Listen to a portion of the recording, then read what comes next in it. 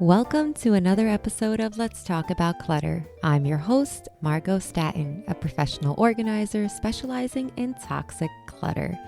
And today's topic is decluttering myths and misconceptions. I find that a lot of us are reluctant to get started or continue with our momentum because we have unrealistic expectations, and there are all of these myths flying around about decluttering and how hard it might be to achieve a clutter-free, clean, and tidy home. So my hope with today's podcast episode is to bust those myths and misconceptions and really open your eyes to how wonderful the process of decluttering can be. Let's start with myth number one, and that is I need to have a perfect Instagram-worthy home or it's just not worth it. When I first started out on my decluttering journey, I remember looking at photos on Pinterest and Instagram of these like perfectly, magazine worthy kitchens and bathrooms and living rooms. And I was like, I don't even have the budget to like achieve anything like that. Like, to me, it seemed so out of reach. Like, I do not own $1 million home where my kitchen is like custom made. Like, I literally DIY everything in my home. So I found those photos and images and videos completely discouraging because I was like, there's just no way, no amount of getting rid of clutter is going to allow me to achieve this like picture perfect home. And it wasn't until I realized that I don't need to have a perfect home. I don't need to have my home look like these images. I need to achieve a clean and clutter-free and tidy space that works for me and my family. So because I have a dog and because I have a child, there is just no way for me to like have almost nothing in my home or like nothing on my kitchen countertops. So it wasn't until I shifted the perspective of like comparing myself to others and really just truly focused on achieving the type of home that makes me happy and creates peace and relaxation in my environment, and of course cuts my cleaning time in half. So if you are somebody who has found yourself comparing your space to others, please don't. 90% of the population does not live like that. Focus on what it's really about when it comes to decluttering. And it's really just simply put about getting rid of items that you don't need, that you don't use, that don't serve you, and that don't bring you joy. As long as you can achieve this, your home will be fantastic and you will feel great in it. So because at times we're perfectionists, right? And we're kind of striving for this unicorn of a home, we're not actually rolling up our sleeves and getting things done. And as you all probably know, the only way to achieve a clean and tidy space is to actually start decluttering. So don't focus on a perfect home. Don't focus on the type of home that your neighbor has or, a friend of yours has. Look, you can admire it. It's great, but maybe that's not a good fit for you. The next big myth and misconception is that decluttering means getting rid of everything I love or becoming a minimalist. I am not a minimalist by any means. I love stuff. I have artwork on my walls. I have trinkets. I have pictures on my refrigerator.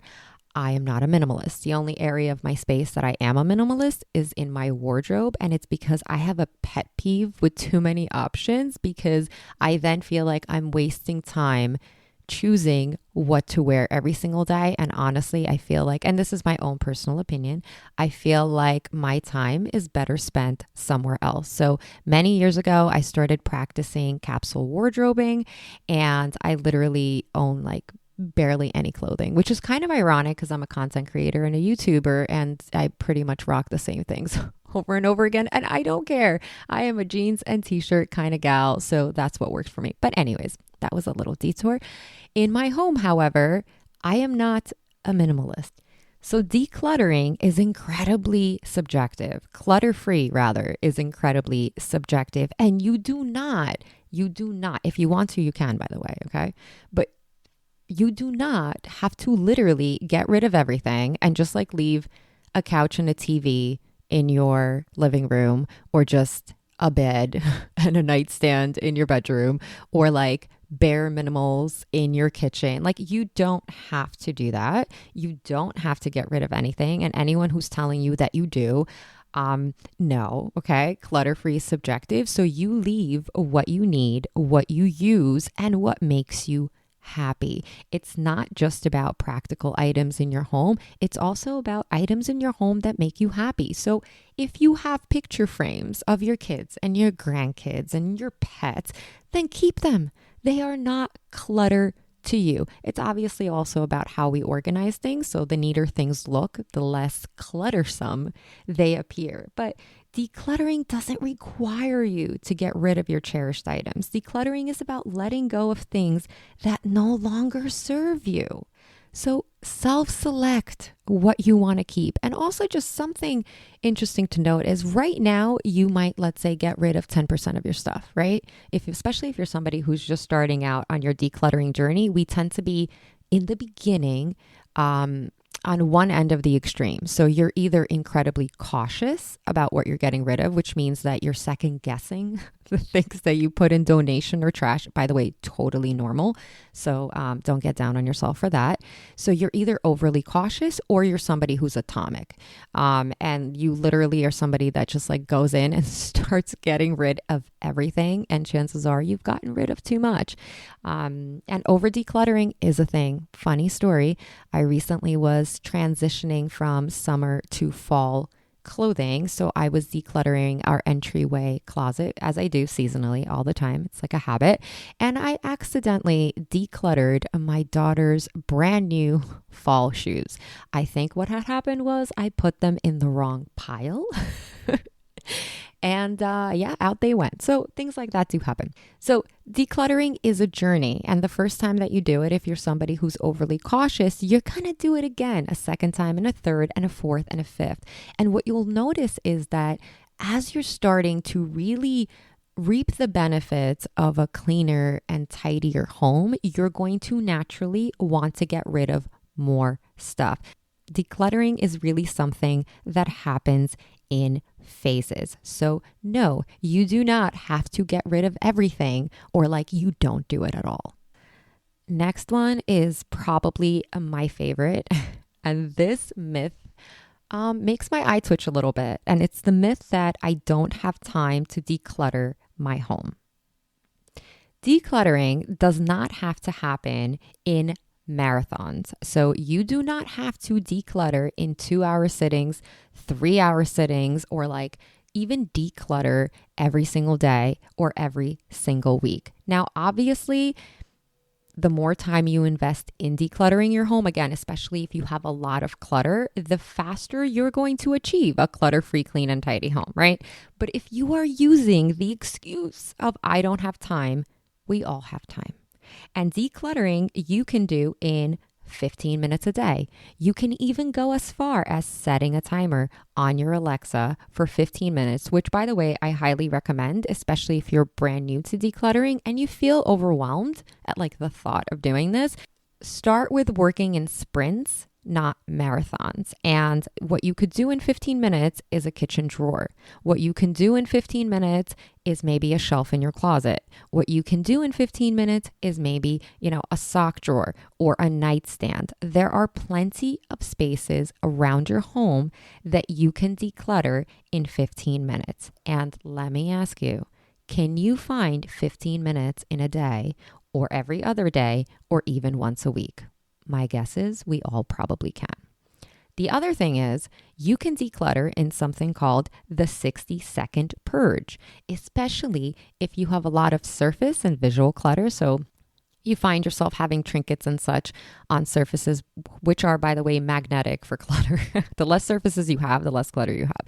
So you can take you can pick up a bin and you can walk around your home for 60 seconds and literally just swipe things off of surfaces. So can we find 60 seconds a day? I think we can.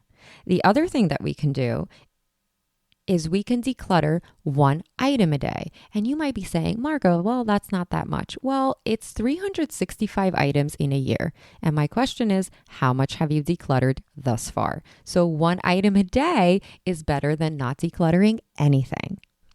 If you're someone, here's another recommendation. If you're somebody who has a lot of wardrobe or closet clutter. So a lot of the members in my Facebook group, I'm actually going to probably do a live on this topic, but a lot of the members of my Facebook group, if you're not a member yet, the Facebook group is called Declutter Your Life, and I have a link to it in the show notes. So a lot of the members there complain and are frustrated over their cluttered wardrobe. So a good hack for this that doesn't take a lot of time is take a bin or a box, whatever you have handy, put it in your closet. Every time you open your closet to choose an item to wear and you're like, ooh, this is ugly, I'm never going to wear this. Or, ooh, this is kind of old and raggedy, I'm too embarrassed to wear this. Instead of putting it back in your closet, dump it in the bin.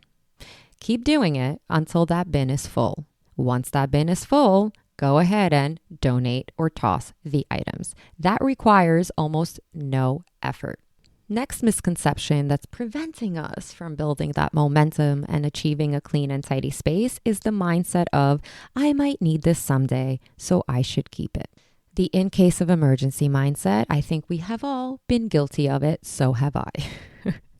And that led me to literally hold on to a bunch of wires and God knows what else, electronics and clothing and this, that, and the other, that guess what? I never needed. I never needed the items.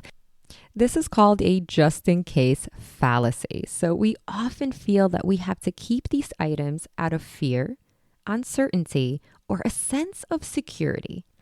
I encourage you as you're decluttering to really evaluate the usefulness of that item. And a great way to kind of assess this without overcomplicating anything is to just ask yourself, have you used or needed or thought of this item in the last year? If the answer is no, you can probably live without it. Now, with that said, I am more of a practical decluttering coach. If you really feel that you need to hold on to this item for whatever emergency, then keep it. It really only becomes a problem when it's excessive, right? When we're really holding on to every item or every other item that we have for that in case of emergency mindset. Be mindful, be realistic, and set limits as to how long you keep an item. One of my clients once said that what helped her overcome this, I might need this someday, was what she would do is she would literally tell herself, okay, I'm going to hold on to this item for 6 months. If I don't use this item in 6 months, I'm going to let it go. So figure out a system that works for you. Hold on to the items that you truly might need in the future, and then just toss, donate, or sell the rest. The next decluttering myth and misconception is decluttering is a one-time event. And I am going to hysterically laugh at that one. Okay. It's like saying cleaning my house is a one-time event. It's just not. And like I mentioned earlier, the first time you declutter, you get rid of a little bit. The second time you get declutter, you get rid of more. The third time you declutter, you get rid of even more. Achieving, or rather maintaining, a clean and tidy home is all about habits. It's about having daily, weekly habits of decluttering things in your home. So it could be things like bringing in the mail, and instead of just like dumping it on the dining room table or the kitchen table, going through it right away and only keeping like the bills and the important documents and getting rid of the rest. Decluttering is about seasonal wardrobe decluttering, for example, which is what I do, especially since I have a 9-year-old and she tends to grow out of things super quickly. You could be revisiting drawers in your kitchen or your nightstand. You can have a schedule for decluttering, our kids' paperwork bins once a month or once every quarter. Decluttering is an ongoing process. And if you're able to incorporate decluttering into your cleaning routines on a daily or weekly basis, you will be able to maintain a clutter-free, clean, and tidy home. But decluttering is not a one-time event. Even if you are somebody who went atomic on your space, you might still be bringing items into your home after you've decluttered. So it's kind of like a revolving door. And clutter will naturally make its way back into our space. The key is maintenance, decluttering as a habit, and of course, mindful purchasing. When it comes to a clutter-free space, more should be leaving your home than coming in. And finally, a huge myth is this: I should declutter everything at once. A lot of the clients that I work with, one of their biggest problems is they look around their home, there's a ton of clutter, and they're like, there's no way in hell I can just declutter the bedroom in one setting. And I'm like, yeah, that's who does that? That's such an unrealistic expectation. You do not have to declutter everything at once. I think that's insane. No wonder it's overwhelming. So you want to create a plan, even if it's a simple plan, right? You want to walk around your space. I preach this a lot. You want to walk around your space with your smartphone or a notepad and write down all the areas of clutter, being as specific as you possibly can. So the dressers in the bedroom, the nightstand, the closet, the medicine cabinet, the linen closet, so on and so forth, right? So you make a list of all the areas of clutter in your home. Okay. You can even break apart some of the areas into smaller sections. So maybe you are not somebody that can dedicate an hour of your time to decluttering a dresser. So what you would do is you would declutter one dresser drawer at a time, or half a dresser drawer, right? Depending on how much stuff you have. So this should not be done all at once. The average person takes 1 to 3 years to declutter their home. So create a plan, tackle one category or space at a time, and do it right. And I think that that's really important to kind of acknowledge as well, is that if you are spending more time than you're willing to give to decluttering, you're going to start slacking. We get tired. It's an exhausting process. We encounter maybe sentimental items that make us emotional, but decluttering can be tiresome, which is why I always preach sprints over marathons. Go at your own comfortable pace. If you haven't started yet, I encourage you to start today, even if it's to declutter your socks. Don't allow these myths and misconceptions prevent you from achieving that clean and tidy space and reaping all of the incredible benefits. Thank you so much for listening. As always, good luck on your decluttering journey, and remember to be good to yourselves.